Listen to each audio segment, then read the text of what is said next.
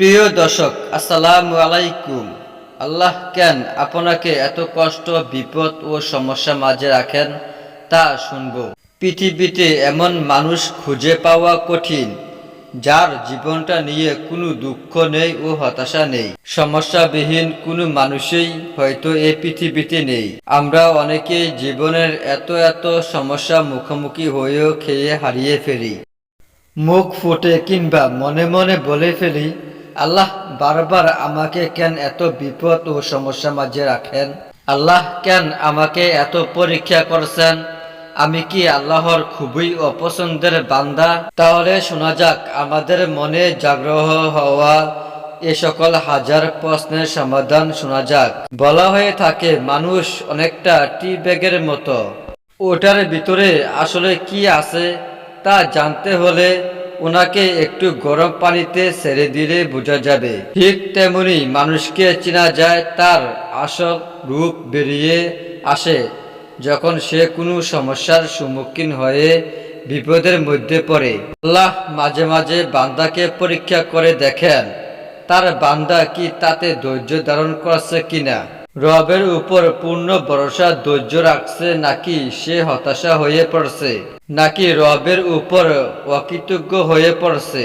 কিছু কিছু শিক্ষা আছে যেগুলো আমরা অর্জন করি কেবলই বেদনা আর ব্যর্থতার মধ্য দিয়ে। একটা উদাহরণ ধরুন, একটা ছোট শিশু, হয়তো সে এখন ও তেমন কিছু বুঝতে শিখিনি। তার মা তাকে বলল, বাবা তুমি আগুনের কাছে যেও না, আগুনে তোমার হাত পুড়ে যেতে পারে। মায়ের এই আদেশ তার জন্য হয়তো কার্যকর না হতেও পারে, কিন্তু একবার যখন আগুনে হাত দিয়ে হাত পুড়িয়ে ফেলবে, এরপর থেকে সে সতর্ক হয়ে যাবে এবং সাবধান হয়ে যাবে। সে তখন ভাবতে থাকবে এটা আগুন, এটা পুড়িয়ে দেয়, এটার কাছে যাওয়া যাবে না। অনেক সময় আমাদের সুস্বাস্থ্য, সচ্ছলতা, তার সম্পর্কের বাঁধনগুলোকে অনেক তুচ্ছ করে দেখি, অত পাত্তা দিতে চাই না। কিন্তু যখনই এর কোনো একটা হারিয়ে যায় জীবন থেকে, তখন ঠিকই বুঝি কতটা গুরুত্বপূর্ণ ছিল এগুলো আমাদের জন্য। প্রকৃতপক্ষে বিপদ দিয়ে আল্লাহ পাক আমাদের বড় ধরনের কোনো ক্ষতি থেকে রক্ষা করেছেন, অথবা আমাদের সে বিষয় থেকে সতর্ক করেছেন।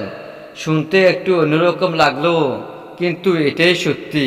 অনেক ক্ষেত্রেই সমস্যাগুলো ছদ্মবেশে আমাদের জন্য আল্লাহর অনুগ্রহ হিসেবে আসতে পারে। কি অবাক হচ্ছেন?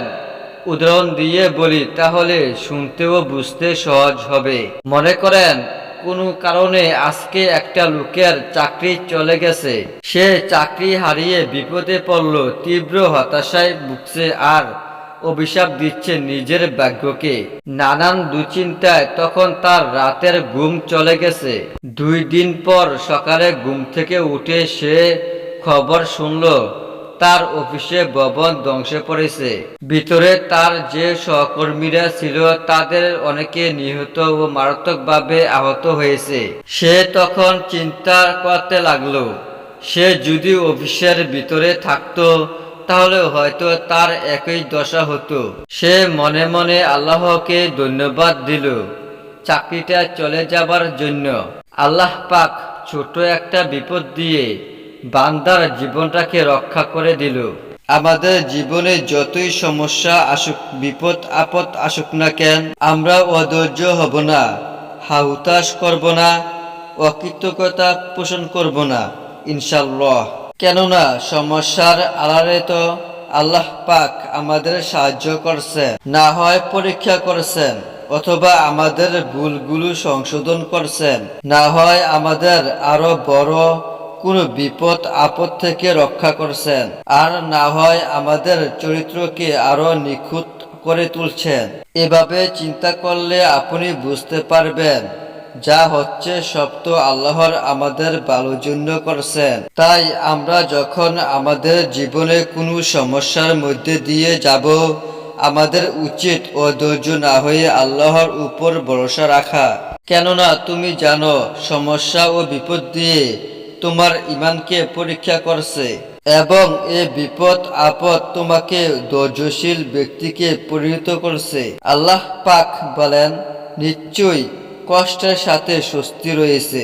তাই বিপদের সময় আল্লাহর প্রতি হতাশ না হয়ে বিশ্বাস রাখা উচিত। প্রিয় দর্শক, এ ছিল আজকের গুরুত্বপূর্ণ ভিডিওটি ভালো লাগলে অবশ্যই লাইক, কমেন্ট ও সাবস্ক্রাইব করে দিবেন। আল্লাহ হাফেজ।